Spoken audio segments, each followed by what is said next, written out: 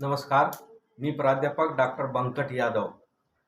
आपण माझ्या क्रीडा क्षेत्रातील कामगिरीबद्दल, माझ्या यशाबद्दल नेहमीच माझं कौतुक केलं. त्यापोटी आदरणीय आपल्या सगळ्यांच्या समोर मी इथं आज आलो आहे. मी स्वतः 20 नोव्हेंबरला होणाऱ्या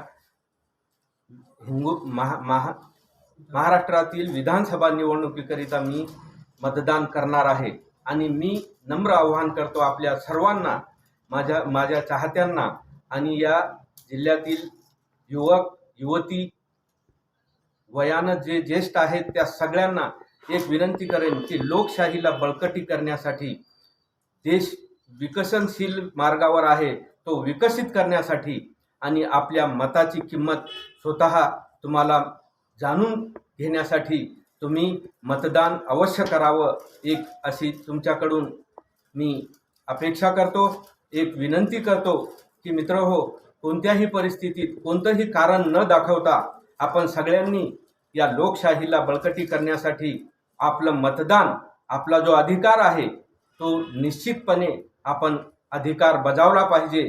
कोणतंही काम असलं तरी ते थोडं बाजूला ठेवा, परंतु मतदानाला वंचित राहू नका. ही एक माझी आपल्या सर्वांना कळकळीची विनंती आहे.